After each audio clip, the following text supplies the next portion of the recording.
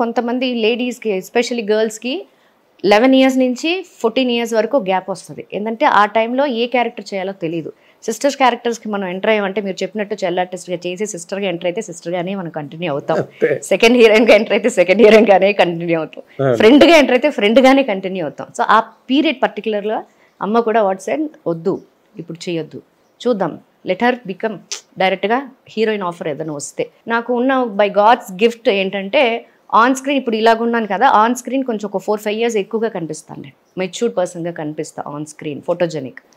So అలాగే 14 years నాకు ఉన్నప్పుడు తమిళ్లో ప్రియం అనే సినిమా ఆఫర్ వచ్చింది. విజయ్ కుమార్ సార్ అబ్బాయి, he's doing films. Arun Vijay తోటి నాకు ఫస్ట్ మూవీ వచ్చింది.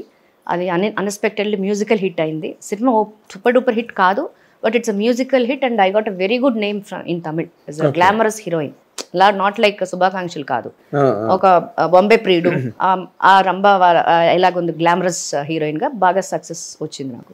ఆ తర్వాత స్టార్టెడ్ కంటిన్యూస్లీ విజయ్ తోని, అజిత్, ఇలా Prabhu sir, Vijayakanth sir, Sathyaraj sir వీళ్ళందరితో రెగ్యులర్గా చేస్తూ ఉండగా నాకు శుభాకాంక్షలు ఆఫర్ భీమనేని సార్ దగ్గర నుంచి వచ్చింది.